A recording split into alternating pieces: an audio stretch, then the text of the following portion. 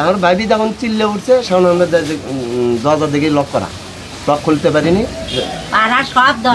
সব কটাই লক লাগান। এলে তো সব লিয়ে গেছে সোনা টাকা।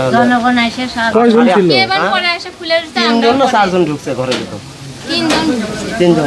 আমার বউটা আটটাতে যায়, ওইটা আটটাতে ফসকে গেছে, এমনি জনগণ আসে এমনি ধরে বাই করে নিয়ে যায়, গণকোপাল দিয়েছে। মানে যাই যা পারছে শুধু আটটাতে পারবি না, তো আমি আপনাকে আটটাতে পাবো, আর একজন এসে মারিচ্ছে এঁকে।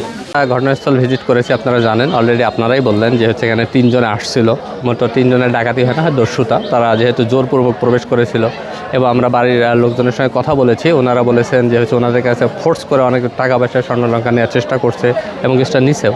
তো যখন তারা ঘটনা ঘটে চলে যাওয়ার চেষ্টা করছে, তখন স্থানীয়, যেহেতু এখানে হাটের দিন ছিল, তো স্থানীয়ভাবে ভোরের দিকে লোকজন জানতে পেরে একজনকে আটক করে তাকে সেখানে স্থানীয়ভাবে গণপিটুনিতে দেওয়া হয় এবং ঘটনাস্থলেই তার মৃত্যু হয়। এই ব্যাপারে আইনগত ব্যবস্থা প্রক্রিয়াধীন। আমরা আশা করতেছি যারা এই ঘটনার সঙ্গে জড়িত তারা আইনের আওতায় চলে আসবে। যেহেতু তারা দস্যুতা করতে আসছিল, কারা সহযোগী ছিল, আমরা সেই ব্যবস্থা পরবর্তীতে গ্রহণ করব। যেহেতু এটি একটি হত্যা, তো সে অনুযায়ী আইনগত ব্যবস্থা যা হয় আমরা অবশ্যই আইনগত ব্যবস্থাটাই নেব।